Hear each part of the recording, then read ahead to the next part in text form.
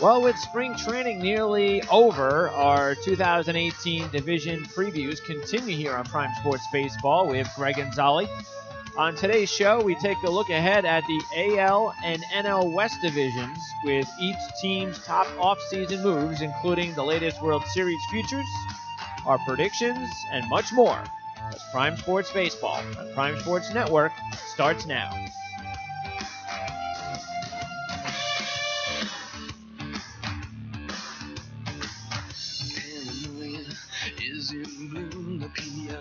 All right, it's Monday, the 19th of March, 2018. I'm your host, Greg DePalma. Welcome to more baseball talk on Prime Sports Network. A week from today, we're going to have our final preseason baseball show, or at least I think it will be. Who knows? We can always add one. Yes. Yeah, for you it is. As we bring in, because we're going to have, of course, Steve Merrill is going to be with us next Monday to help us to give some input on predictions, futures, everything that you want to know about the teams to beat and all that stuff.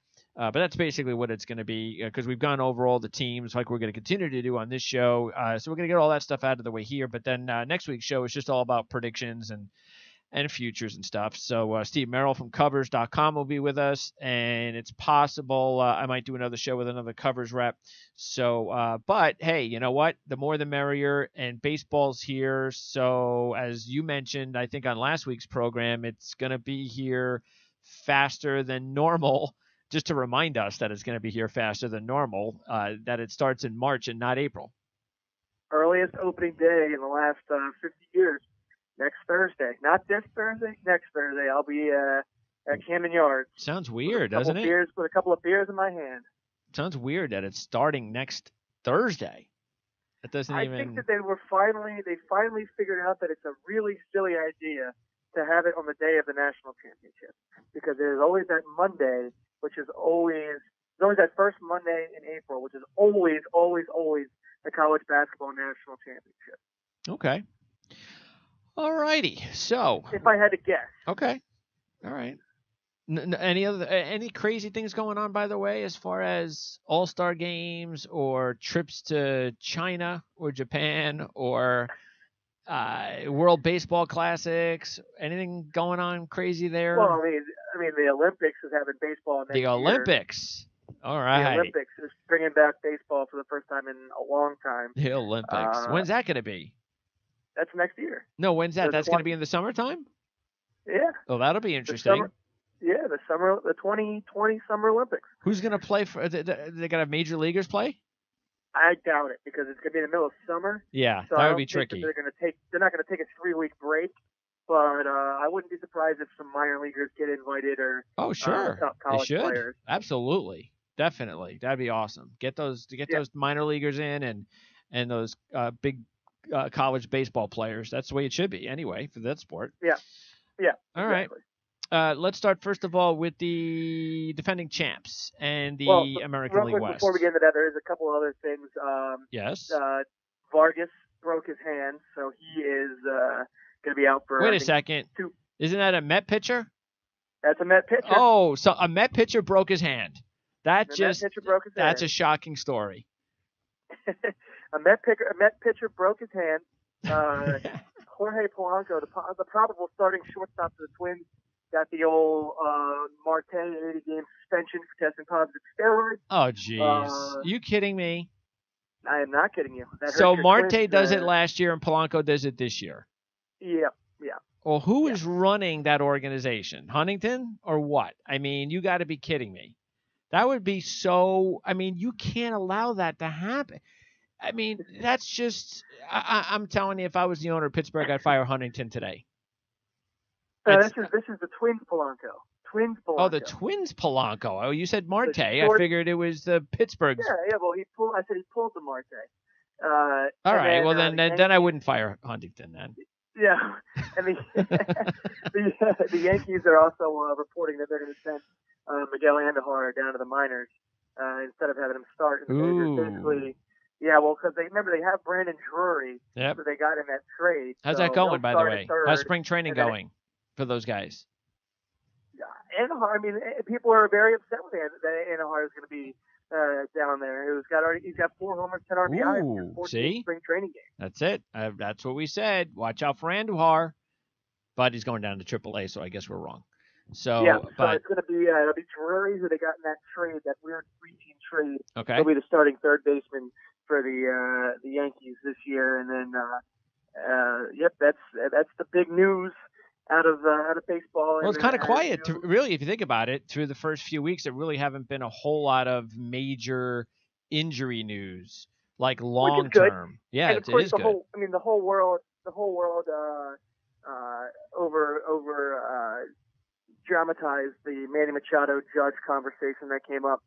No need to really go into it, but okay. Obviously, as an Orioles fan, it's not the greatest thing to hear, but it happens all the time, and so it's not really too big of a deal. And other big why? news What was this about him coming to New York or something? Yeah, basically he said he would look great in pinstripes. Oh, okay. So all right. So maybe the Yankees will get both Bryce Harper and Manny Machado. Yeah, and then they'll have a $1 billion payroll. Yep, and obviously since we talked, obviously the other biggest news is the Arrieta to the Phillies. Yes, so that's good a deal big for them. Move. He became the highest paid free agency of the off season so far. Nice move. So that was good move. Surprising. And what about Cobb and Lynn? Lynn went to Minnesota, so that was a nice move. Went to Minnesota. That was a good move. Went to Minnesota, and then besides that, we're still waiting on a few other guys. Cobb hasn't gone anywhere yet? No. Okay, and so Cobb is obviously back to right after. That's we right. Right after that same day. Yes, that same day Moustakas news came out. Day, Good for them. Good for him. That's a good fit, obviously. So that worked out. Well, you know what? I'm sure for the Royals' sake, why not? And they could still trade them at the deadline and get back some prospects now. So it's a smart investment for the Royals. It wasn't like they're giving them a whole lot of money. I just and maybe there just weren't any openings yet. But once there's a big third baseman that goes down on a competing team, the Royals can then get the farm for him. So and Cargo also back to the Rockies, which I was going to wait to bring up, but while we're here, I can bring it now. So that basically leaves Cobb and Greg Holland as the two major unsigned free agents. Okay.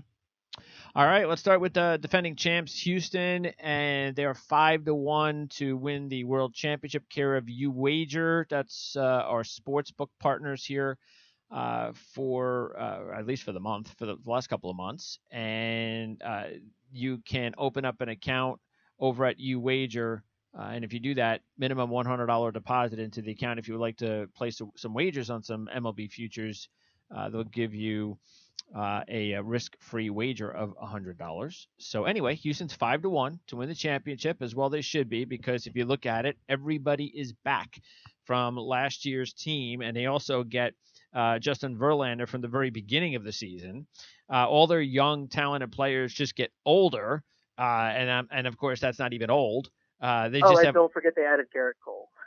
and then they go ahead and add in Garrett Cole. So, but the thing is, as we talked about last week when we were going over the Central, and with Pittsburgh, we just don't know. Nobody knows. It wasn't like Houston gave up a whole lot of great players for him anyway, where he better work out. So it's a really good risk move for Houston, and it's a small risk, but you never know. He does go National League, the American League. He wasn't exactly his best the last year or two with Pittsburgh. So if Pittsburgh traded him, as we said last week, did they do it because they know something that nobody else knows? And have we seen the last best of Garrett Cole? But I'm sure Houston would be very happy if he could even just be their third best pitcher. Yeah, I mean, and not to mention that Garrett Cole gets to have the pleasure of getting this unbelievable all-star lineup behind him that has one of the top 4 infields in baseball. They just obviously re-locked up Jose Altuve, $163 million over 7 years. So he'll be That's pretty cheap. That is pretty cheap. I'm telling you. A guy like that, MVP, who hammers the hell out of the ball in the postseason, to not have to spend $200 million, that's a pretty good deal. I know it's something that I think you take into account that he really likes playing in Houston, wanted to stay in Houston. unlike what the talks we've been hearing with Machado and Harper. These they won't give the hometown discount. Who knows? It seems like Altuve gave the hometown discount because that's, like you said, that's extremely cheap for an MVP, and he's always in the top three for the batting title, and not to mention he's a 5'6" guy that cranks out 30 home runs a year. Yeah, and it does help to win a World Championship though. Exactly. So maybe it'll help the Orioles or the Nationals if they can win a World Championship this year to bring back Machado or Harper. Well, I don't see it for the Orioles. The Nats have a shot. All right. So I mean, still weakness. I would still have to consider the bullpen. Maybe at the deadline you bring in another arm. I only say that because there was a lot of juggling that went on in the postseason with AJ Hinch in that bullpen. And, he was the Astros don't win the World Championship without Justin Verlander. Let's just put that out there. But it helped also the bullpen because a guy like Verlander was able to go out there so it didn't stress the bullpen as much. But even so, there were some nights in some of those games that some of those arms, I think Davinsky was one of them. Davinsky was the guy that saved that Dodger Classic game, right? That one that went to extra innings where he gave up the run in the one inning and then saved it in the next. That was Davinsky, I believe. He didn't get the save. He actually got the win because he blew the save. And and I remember when he was pitching in that game. I don't know if you remember it, but I remember when he was pitching in that game. Boy, did he look like he was scared like shitless. And then the balls were being hit every ball was hit hard. But it was being caught. Every ball was hit hard in every at-bat of that entire series. So it was like when he was able to get him out, so Houston, they benefited. But yeah, they could use a guy that they could go to in the ninth inning and not have to feel like they got to go with a different guy every day. I think they have that guy if they choose to make him the official closer, and that's Will Harris. Okay. It'll be interesting to see. I know he was a setup guy last couple of years. But, they have Ken Giles, but I don't know how much they trust him. Ken Giles actually was very good last year. At 34 saves, didn't pitch nearly as well in the postseason as did nobody. Nope. In fact, he was awful in the postseason with 10 earned runs in just 7 innings. He's the guy that keeps throwing those curveballs. I mean, that's the problem. I mean, isn't it? I mean, he's got this good fastball, and he keeps throwing the off-speed pitches for some retarded I mean, how dumb is it to go in there? I mean, you saw it on Baseball Tonight. I think I saw it repeatedly on Baseball Tonight that they would talk about it. Cruz Russo went crazy a few times. I mean, if they know as much as they do from the obvious thing about Giles not throwing enough fastballs, then I don't know why he didn't. Maybe he'll realize that this offseason. Yeah, I mean, they also went and picked up Joe Smith and Hector Rondon. Two guys with a lot of playoff experience and a lot of closing experience too. So we'll see. I mean, if it doesn't work out with Giles, I think they'll make the move to Harris before they go anywhere else. And then I would assume they would go with Joe Smith or Rondon. So or Davinsky. I mean, put it this way: they have 4 guys they could trust to get a save. It's just a question of which one's going to step up and be the consistent one. Look, they won. And I think they'll give it to Giles to start, but then it'll definitely be Will Harris's job. Yeah, look, they won it last year. They can win it again. The problem is if you don't have a guy every night, it makes it a lot more difficult. But they can always make the deal at the deadline. So how many more prospects they have? By the way, they've given up a lot. Who do they have? This is a team that's like the Cubs. I mean, the only thing you really need the prospects for, and they still have Kyle Tucker and Forrest Whitley. And Jordan Alvarez down there. But this is a team that, they're bringing back all 9 defensive starters, hitters, all 9 hitters that start. I mean, including Bregman, who didn't, really start getting going until, midway towards the back end of the season. Yep. And then they bring back Springer and Reddick and Marwin Gonzalez and Tyler White and, of course, the best shortstop, second base combination in baseball of Altuve and Correa. All right, so we know Houston is now the clear team to beat in the AL West and possibly in the entire American League. So what about the teams that are chasing them? Anaheim has made the most noise, of course, by bringing in Mr. Ohtani. So that was huge. Upton, to bring in Upton, to re-sign Upton, Kinsler brought in Cozart. You have Ohtani, but the thing is, they still, besides Ohtani, they didn't do anything else as far as pitching. And I'm sorry. I mean, I could see this team again flirting around. See, the thing is, I think they overachieved last year. When people look and see they were basically a 500 team and didn't have any pitching, they probably go, well, look at all this new offense, and we've got another arm, so we should be better, right? Well, you got to remember that Garrett Richards missed the entire season except for 5 starts last year. So Garrett Richards is a guy who, I'm not going to say he's a great team's ace, but he's a good team. He could be a good team's ace. Mm-hmm. So they have Garrett Richards. If Matt Shoemaker stays healthy, if Parker Bridwell, pitches as well. Parker Bridwell was, one of the most untalked about, surprises last season. In 20 starts, got 10-3 with a 3.6 ERA. So if they got those 3 going well with Ohtani, that's 4 legitimate starts. Wasn't that the guy that was a Oriole? Parker, yeah, he was drafted by the Orioles. Yeah. They don't need pitching though, right?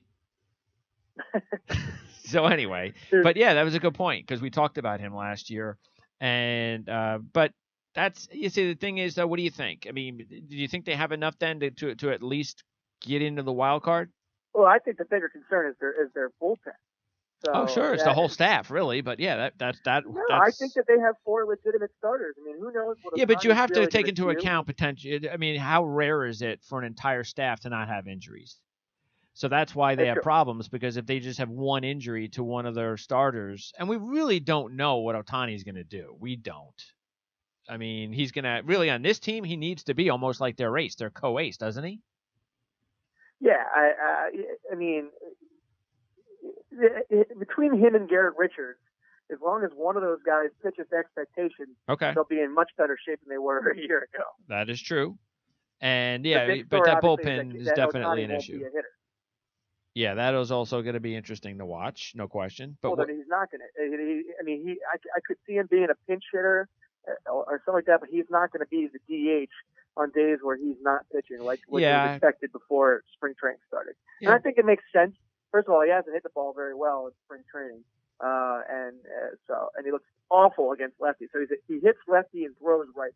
So I think it makes sense for him to focus on what he's best at, and that's pitching. He's definitely a better pitcher than he is a hitter, and we'll see what he can do. I mean, look, if they need a pinch hitter in big spots and their bench is exhausted, maybe we'll get a shot. But I mean, especially now that he's in the American League, he should focus on pitching. You don't think that either Blake Parker or Cam Bedrosian could end up as a good closer for them?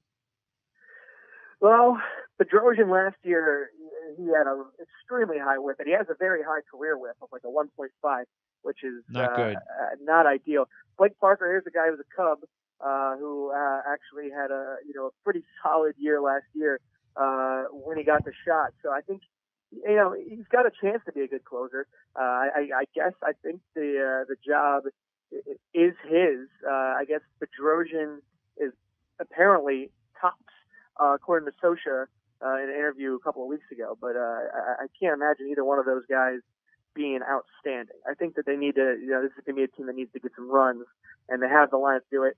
Who knows how much longer Pujols is going to be able to hit, get 100 RBIs. As long as he doesn't strike out 1,000 times, I think that whatever they get out of him is good. And then, of course, they need Mike Trout to stay healthy. What he did last year in just 115 games is unbelievable. Still hitting 33 home runs with 75 RBIs. By the way, Bridwell has a 9 ERA in the spring.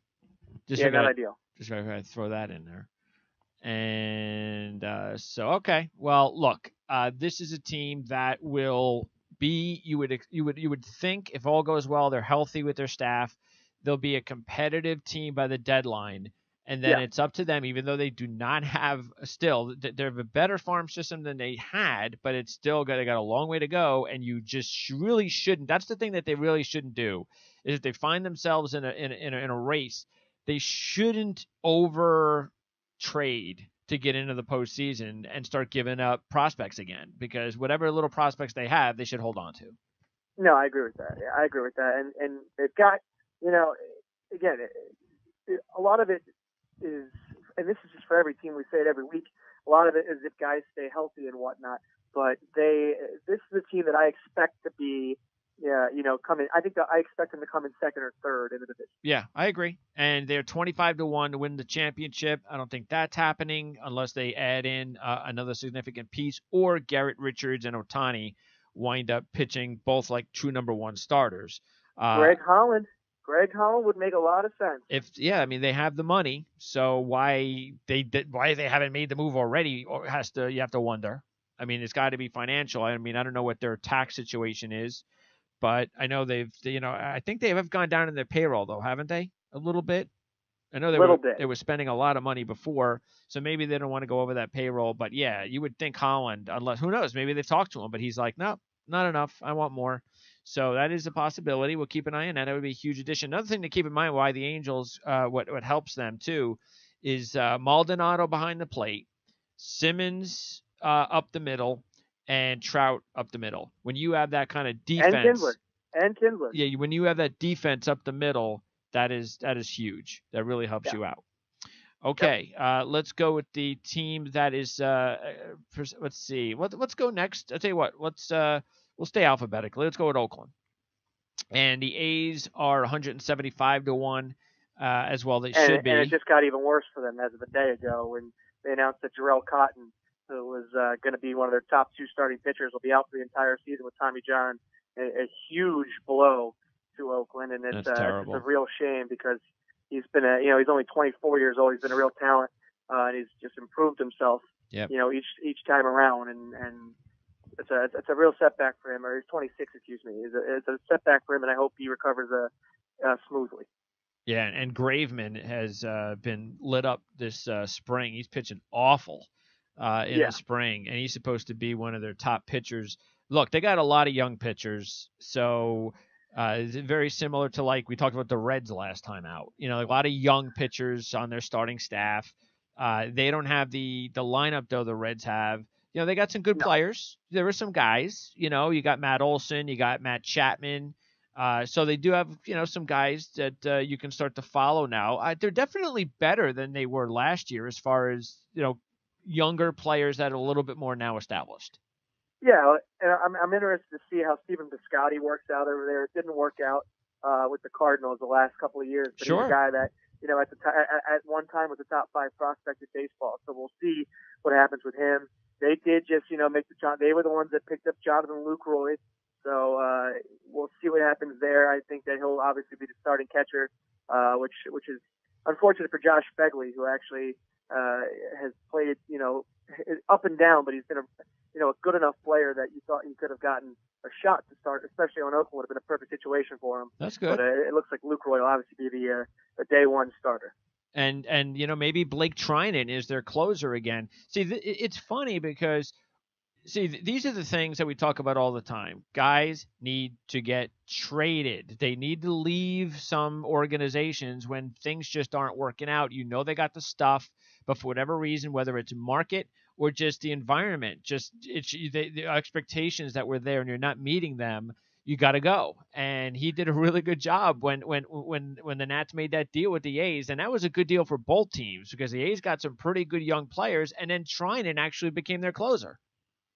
Right, and they also went and got Santiago Casilla this offseason too. So we'll see what happens with him. He's got 145 career saves.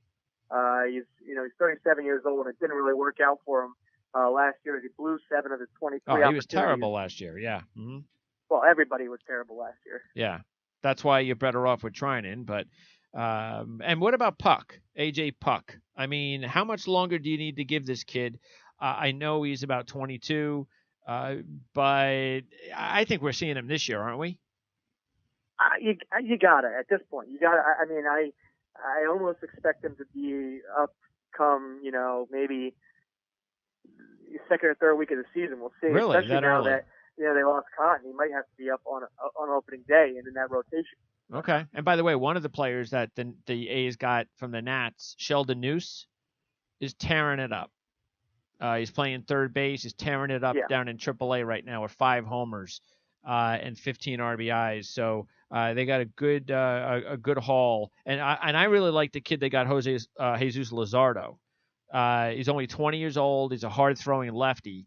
So it's another player in a couple of years to keep an eye on for the A's. And Olson's a guy, as I mentioned, they like. Who do you like? Do you like Barreto? He's having a nice spring. He's another really good young talented player that we should be seeing real soon. I'm not sure whether or not he's supposed to crack the. I know they see the thing is they have Lowry and Simeon, so it's like. But those guys, you kind of know what you got there. But then they have these, the guys in waiting like Barreto and Jorge Mateo. Yeah. So, I don't know how much longer they're going to wait on these guys. No, I don't know either. So Jed Lowry would be a nice trade chip, at the deadline. Yeah, sure. He's been playing well the last year or two. Yeah. So he couldn't be okay. And Dustin Fowler is also another young player to keep an eye on. All right, let's go to next team is going to be Seattle. And I know every year everybody likes to they're like a trendy pick every year to finally. Not for me, baby. Yeah, I know, me either. Because Felix Hernandez just doesn't look like he's ever going to be the pitcher he was. That rotation is still an issue. It's still wide open, up in the air. The Mike Leake move was basically just put in because they figured, okay, we need a guy to throw innings, and that's okay. But he needs to be a number 4 starter. Paxton's the guy. They need Paxton to be the man. Yeah, I mean, they need to be the man. They need him to stay healthy, and that's the thing that's been tough for him.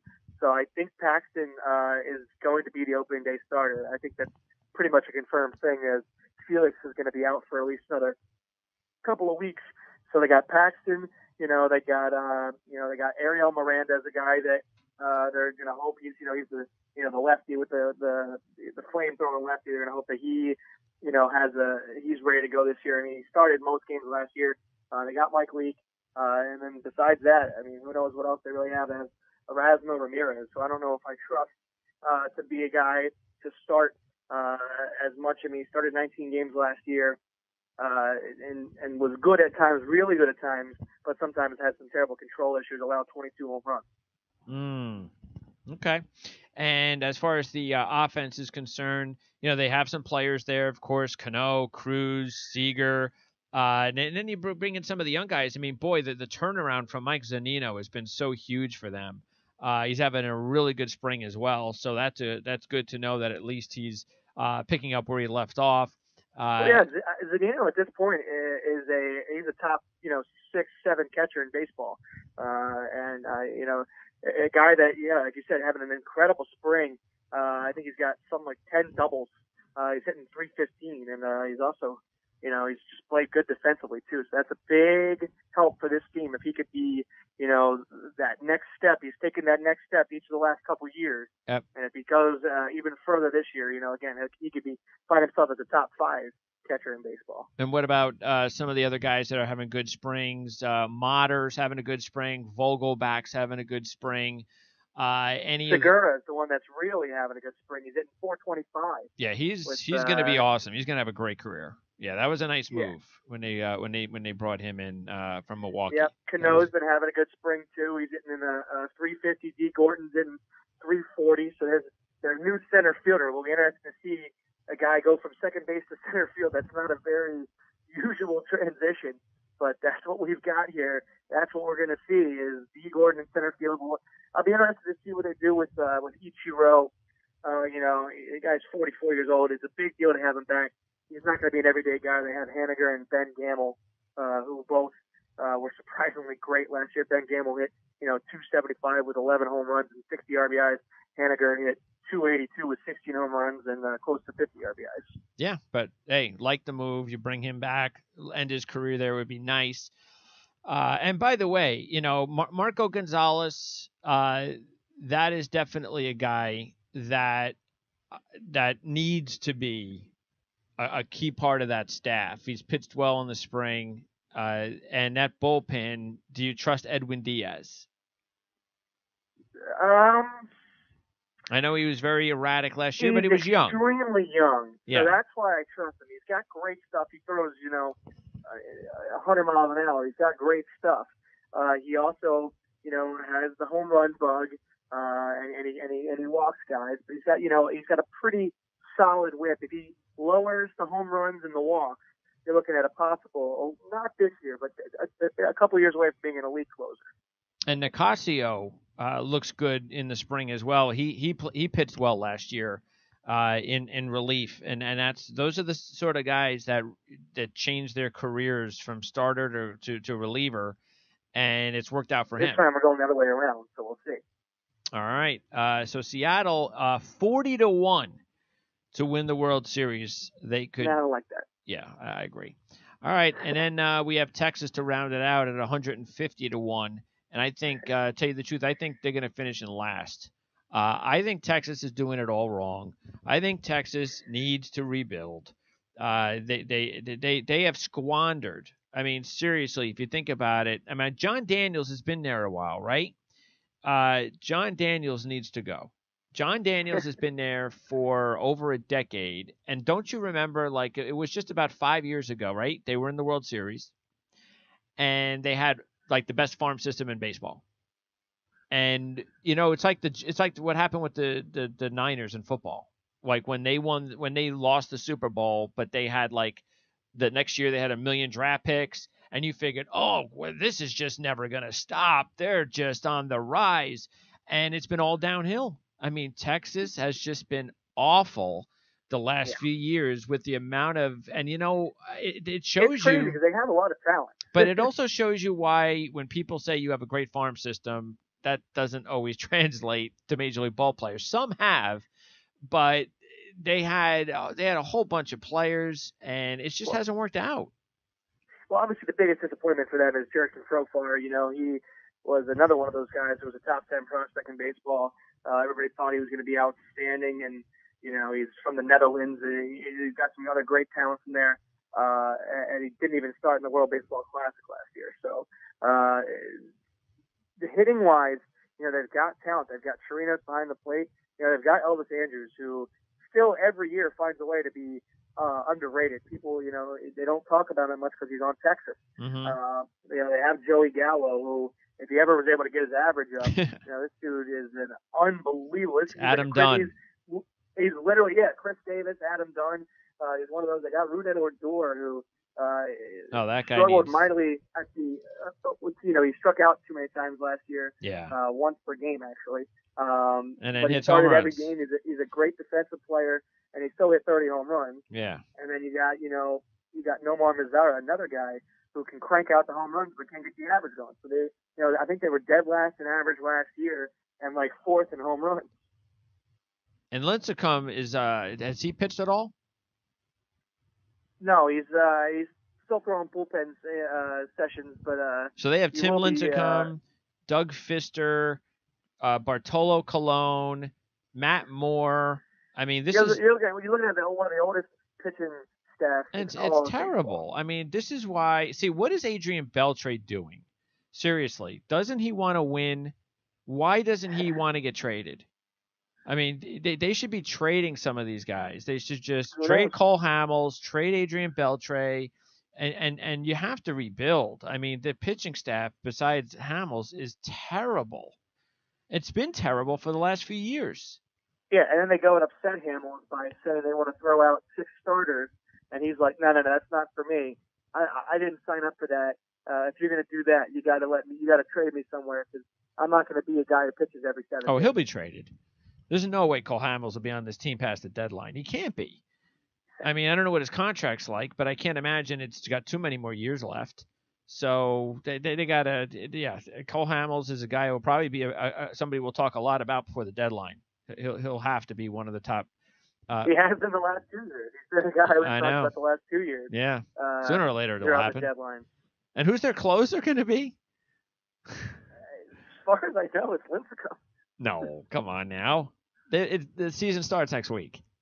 So it's got to be. Who do you think is going to start? Who's going to close opening day for them? Diekman? It could be. They don't really have. Look, they don't have much. It could be Matt Bush, for all we know. I think he's got a 9 ERA. Year. He's got a 9 ERA in the spring training, which is about par for him. Yeah, they're in trouble. I take Oakland over Texas right now. That's my last place team. So what do you think? Anaheim is the only team that you would think is a wild card team right now, besides Houston, of course? the only team that's got potential to be a wild card team. I mean, again, I wouldn't be shocked if Seattle finds a way to finally pull it together. You know, Seattle's got the talent. They just have never been able to pull it together. They've had the pitching injuries, not as bad as the Mets, but somewhat, you know, up there. And they're still trusting putting all their faith in, you know, old man Felix. So if they can put it together. If Felix stays healthy. Yeah, Felix has to stay healthy. Paxton's the true ace. Marco Gonzalez, you know, becomes the pitcher they hope he is. Mike Leake is a steady number 4. And Edwin Diaz is their closer. Then they might even be better than Anaheim. All right, let's go to the National League West, and we'll start with the team that you had at 125-1 last year, that is now just 25-1. So that's Arizona. I feel like I was one of the few people that was actually giving them the credit they deserved before that season last year. Well, they were 125-1, so you're right about that. So, but they were able to put it all together with their pitching, though. And that was the thing that, you know, look, Taijuan Walker was able to work out. I'm sure Seattle is feeling good about that, but he worked out there. And Robbie Ray turned into a superstar, and Greinke rebounded. So they did all that. And then they got some depth as well. So, but what happens with the Martinez situation now that they have that hole? But even though they were a very good team before they made that move, what do you think about that move and then the trade they made? They were part of that trade, that Yankee-Tampa trade. Yeah, they were part of that Yankee-Tampa trade. They didn't, in my opinion, get terribly much in return. This is going to be a big year that they're going to expect a lot from Yasmani Tomas to step up and you know, be the guy to fill in. They also, you know, they got Steven Souza. So they have, you know, Souza's a guy who, you know, hits the ball. You know, one of those guys like Adam Dunn, like, you know, Chris Davis, who will give you better average. A year, but he won't hit. Yeah, but he can at least hit 240. That's better than those guys. Those guys hit 200. Sure. But, I mean, this is a team that, again, is going to be, you know, their strongest part is their infield. You know, you have, you know, Goldschmidt and Jake Lamb. Those are, you know, two of the best bats in the National League. And you know, they're going to hit 3-4. And then you got, you know, Chris Owings, who was you know, a shortstop who was a really good defensive shortstop. Got his average up last year about 12 points. So if he continues to, you know, increase there, another good thing. They also have Nick Ahmed, another guy who they can throw out there at short. They have a lot of shortstops. Keitel Marte as well. And Bradley is who's the closer now? Is it Boxberger or Bradley? Oh, yeah, it should be Archie Bradley.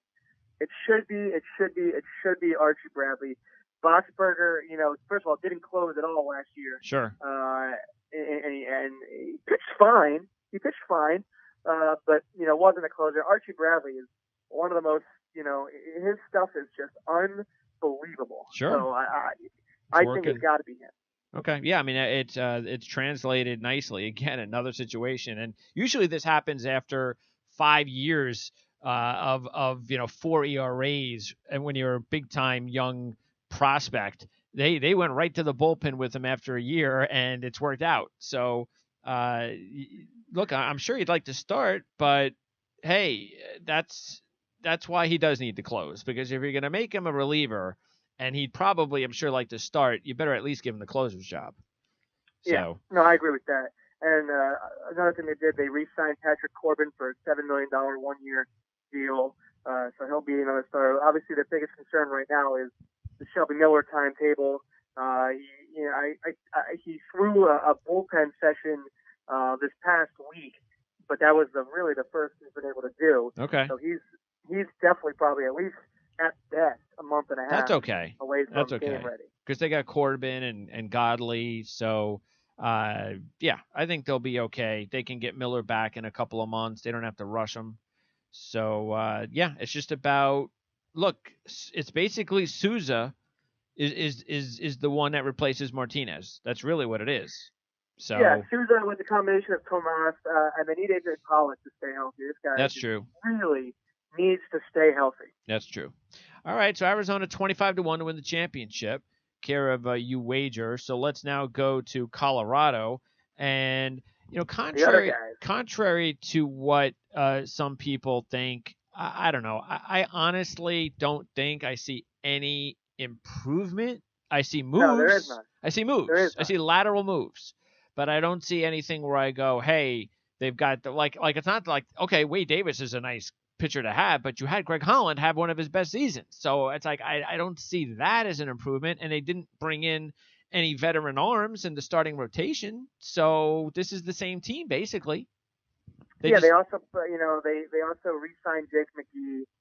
Yep. But they at the same time, like you said, they lost Chatwood as a starting pitcher, and they didn't really replace him with anything. But they had some so depth. They're going to be they had some depth. Yeah, so they're going to be a team that really needs to. Who do you like in those young arms? Who do you like the most? I know Gray's struggling in the spring. He's got to stay healthy, keep himself healthy. You got Marquez, you got Tyler Anderson, Bettis, Freeland. Who do you like? I like Freeland. If he gets it all together, he had another one of those guys who had some outstanding starts last year, but fell. What's the two big things I've been saying? He fell short in the walks department and the home run ball. He allowed 17 home runs last year. That was just his first ever season in 28 starts, but 17 home runs, it's not the worst, but it could be a lot better. The thing that is a real concern is the 63 walks to only 107 strikeouts. Yeah, so you got to watch out with Colorado because you're basically saying, hey, our young arms last year that I think they averaged somewhere like between 3.5 to 4.5 in ERA department. Okay, but those guys are young, so they're gonna get better. But you don't know that. We don't know that. They don't have that true ace on the mound that they can turn to every 5 days. That is still going to be a problem once you get to the postseason. And especially if you have to go to the wild card game again. Right, with the exception of Bettis, who I assume will be their opening day starter. The other four starting pitchers are like 24 or younger. You got Freeland, 24. You got Gray. Gray's 26. He's been around for a bit. You got German Marquez. He's 23. And then you got Senzatella, 23. So you don't think Gray is going to? You don't think he's considered the ace of the staff? You think Bettis is? I guess it should be Gray, but I think Bettis is the fan favorite. The whole story was him battling the cancer and coming back too. So actually, it probably wouldn't surprise me if Gray went 1, Bettis 2. But Bettis has been when he's good, he's good. That's just, it's just a question of when he's good. All right. So Colorado sitting there at 38-1 to win the World Championship. Another thing is we'll have to see if their infield can keep it up. Obviously, we know what Nolan Arenado is going to do, but can LeMahieu, can he still be that 300 hitter? You'd like to see him hit more than just 8 home runs, 64 RBIs like he did last year. But they do have, in terms of their top 3 hitters in the lineup, when you look at Blackmon, Arenado, and LeMahieu, those guys are all going to crank out, the 300 plus average. Mm-hmm. And if Arenado and Blackmon can each hit 37 home runs again, and of course you have David Dahl, a guy who started coming on really strong last year in his 63 games, hitting 315. Yeah, so he's having a nice spring they're a too. good team, and then they got your boy coming off the bench. Ian Desmond. He's been terrible since the last couple of years, and he's having a terrible spring. I don't know what's wrong with him. 275 last year. He hit 275. Yeah, but Ian Desmond is a guy that you turn to for some power, especially now that he's no longer a shortstop. And he just doesn't give you any power anymore. I don't know what happened there, but yeah, he's having an awful spring, but it's a spring. Okay, let's go to the Dodgers, and of course they were so dominant in the division. They had that huge, crazy streak during the season, which was just ridiculous. It was one of those streaks that was just it didn't make any sense. That's how crazy it was. And okay, so they're the favorites. They should be. They're 6-1 to win the World Series. Anytime you have Clayton Kershaw and Kenley Jansen, even though Kenley Jansen needs to keep his mouth shut and worry about pitching, not about free agency in Major League Baseball. But I don't know. I see that look, they have nice depth, but I still to me though, we talked about this last year. After Kershaw, it's like you don't know who's really okay. So you think it's probably Rich Hill, but I don't know. I mean, I still think that overall, look, they're gonna win a lot of games. They're gonna go to the postseason. The question is do you think that it's their time? Do you think that they overachieved a little bit last year? Uh, they're still, they're still a young team, in some places, and I still think there are some holes here or there. I don't think they're anywhere Well, near the team they were last year. Let's just put well, it that way. first things first is Alex Wood is the clear number two. So again, he didn't have the innings. Was a big thing for him last year. Is they didn't really let him, go beyond six. So we'll see if they can have him do that this year. He's definitely the clear number two. Then I would say so. This is an unbelievable team because if you look at their starting rotation right now, it's going to be four lefties and a right. Yeah, that is a little weird. Yeah. It is wild because you'll have Ryu, and then the righty will be Tom Kohler, who's one of the few guys they brought in. And that's if he makes the rotation, because right now I'm not sure he would. Of course, Julio Urias, the guy who we talked about throughout last year, as started out great, then was struggling. He's on the 60-day DL still. Not sure when we're going to see him. So that fifth spot is well up for grabs. I like the move to get Kemp. Because we talked about their offense last year needed a boost, and so I like that. The problem I have with the Dodgers in the long haul, and why I wouldn't touch them at 6-1 to win the World Championship, I'd rather be very patient with them if you're going to pick them, is because they are so reliant on two guys, and they are just a completely different team if you take either Kershaw or Jansen off the team. Those two guys are so good. It's definitely true, but they still have, the lineup. They still have, Chris Taylor, who was the biggest pain in the ass last year. And, he's just a guy who's just an absolute hustler. If that's a guy who you want on your team and you hate to see on another team. So they have Chris Taylor. Puig, was outstanding last year. Yeah, Puig had a good year. Had a big turnaround to his season. And then you still have, again, you add Matt Kemp, and then you have Kike Hernandez. So you have the outfield depth, along with obviously Jock Peterson, if you trust him. I don't trust him as far as I could throw him, though. And then you still have Bellinger, who, look, is Bellinger going to hit 40 home runs and 100 RBIs again? Who knows? But this is why I like the Kemp move. Justin Turner. But that's why I like the Kemp move. See, without the Kemp move, last year's lineup, once you got down to like the the seventh hitter, the sixth hitter. So your 6, 7, and 8 hitters were just nothing special, and then you got the pitcher. So it was so reliant on those top 5 guys. Now you got Kemp, and now that really matters, in the National League. So that's why I really think that will help him out overall. But that's the whole reason I bring up the whole thing about waiting and being patient with the futures with them. Because if anything happens to Jansen or Kershaw, you're in trouble. I'm not saying they're not going to win games and maybe even make the playoffs if one of those guys is hurt, but it's going to be harder, and there's no way they're going to be 6-1. So right. I would just be patient with them and see how things go. And trust me, those 6-1 odds are not likely to come down very far, very fast. You're going to have a few months before you have to worry about that. But yeah, what do you think about them as going one step further this year? Well, they certainly have the division, a tough division to do it in. The Diamondbacks are going to be very close to as good as they were last year. The Rockies, like you said, they didn't get much better, but they didn't get much worse either. So they've got to do it against those two teams. So I don't think that they're going to have the dominant season like they did last year. They're definitely not going to go on that 20-game win streak, whatever the hell it was. No. So, they're going to win the division, but it's going to be a lot closer than you think it is. And you know what I also think that helps them is where they play. Because look, I'm sorry, but those guys, Alex Wood was so good for the first half and then pretty mediocre in the second half, and didn't really respond all that much in the postseason like he did in the first half. So, and then you got Hill and Maeda and Ryu, but those guys are just guys. But you put them in that stadium and that pitcher's ballpark, especially with Jansen closing games and that bullpen, and that's the reason they win a lot of games. They can get 5 or 6 innings out of that's all they ask for out of the starters. Just go hard for 5 or 6, and we turn it over the bullpen. That's what they do. Yeah. And it works. So. And then I also expect Austin Barnes to be the big-time catcher this year. He was very good in the playoffs last year. Yep. And it's a shame for Grandal because he's also a guy who would start on a lot of teams, but Barnes will be the guy. And remember, we said the last time we did the show, too, this team, more than any other team, took advantage of the 10-day disabled list rule.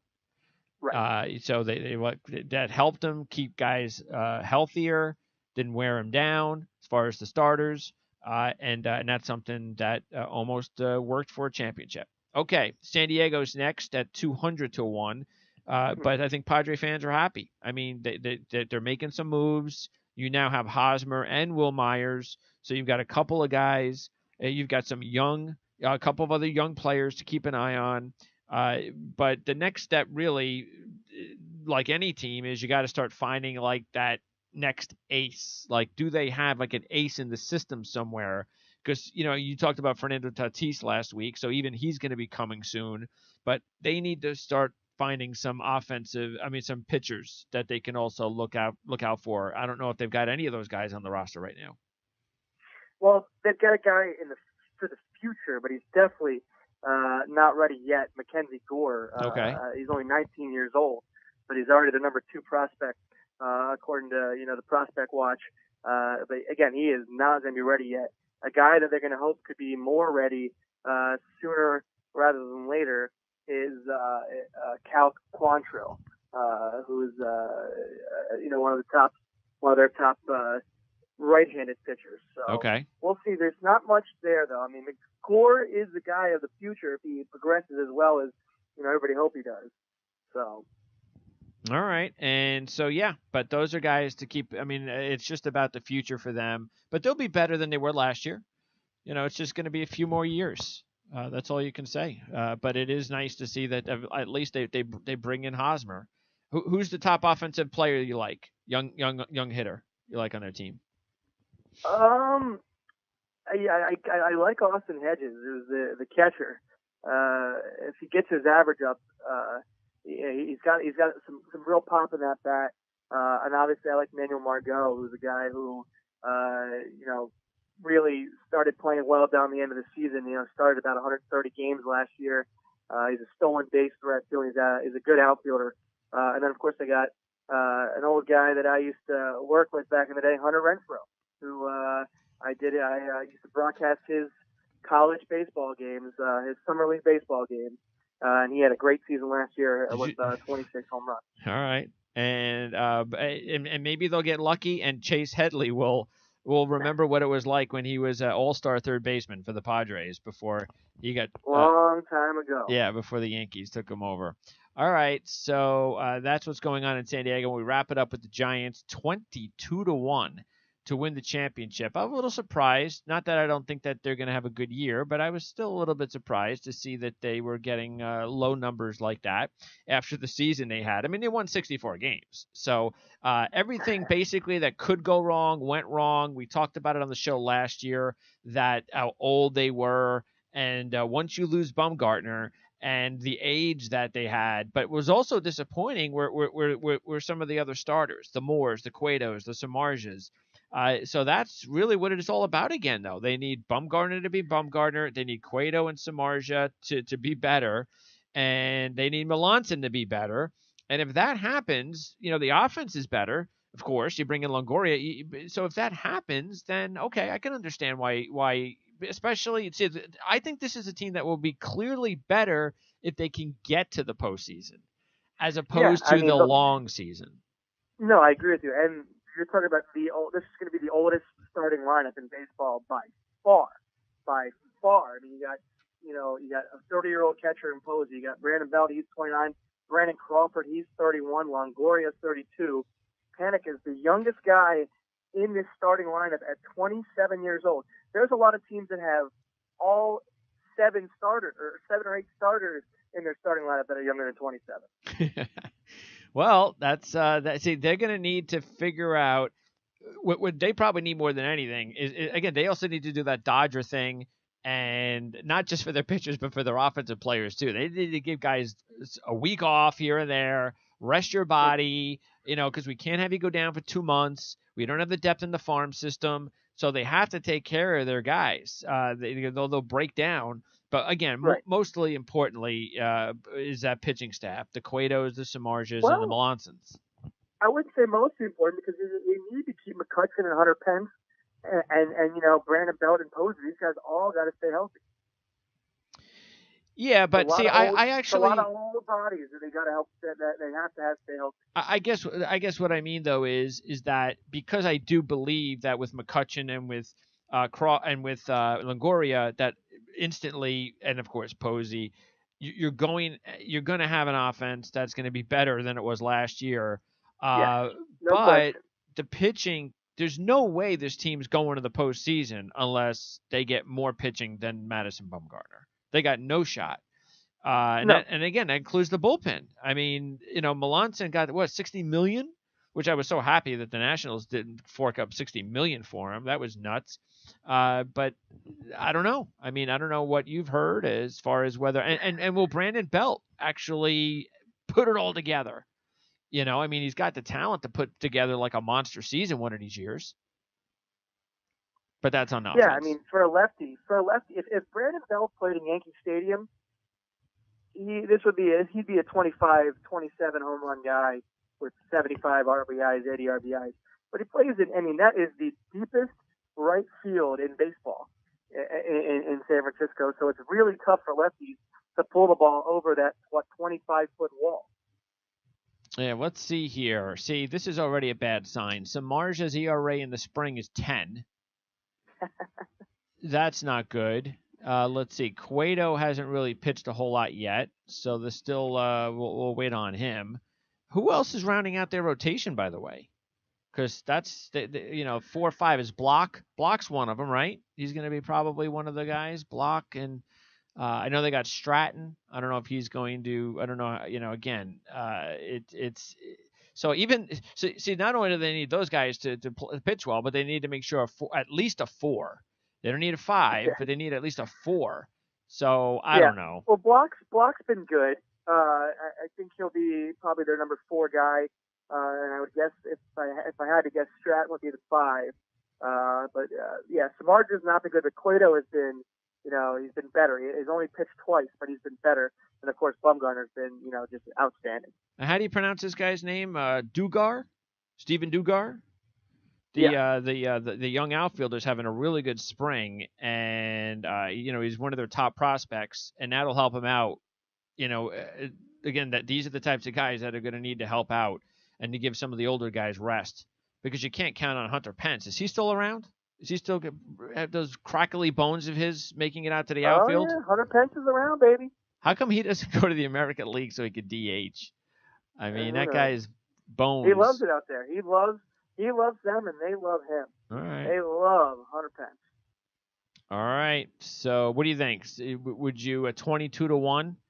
No. Yeah, I wouldn't either. I need at least a month or two of some sort of proof before I pull the trigger on the Giants. Okay. So that is going to wrap it up for the last of our division previews. So again, next Monday, we're going to have our World Series picks, our final predictions. We'll take a look at the final futures before the regular season begins a few days after our show on Monday. Steve Merrill will join us from Covers.com, and that should be a lot of fun. And then I'll let you know, we'll let you know as well. We'll let you know on that show whether or not there is another Covers handicapper I'd like to get on the program. I just have to work his schedule, whether we'll book him on the Monday show or I'll have him on another show. But we're gonna start getting baseball next week. So hey, why not, right? College basketball's in full swing with the Final Four soon, and free agency in the NFL, and the NFL draft is coming, and the playoffs in the NBA and the NHL are coming. So why not throw in the start of the baseball season? Mr. Cub Oriole fan? Yes, sir. You going to have any? Birds and Bears. That'll be starting up soon.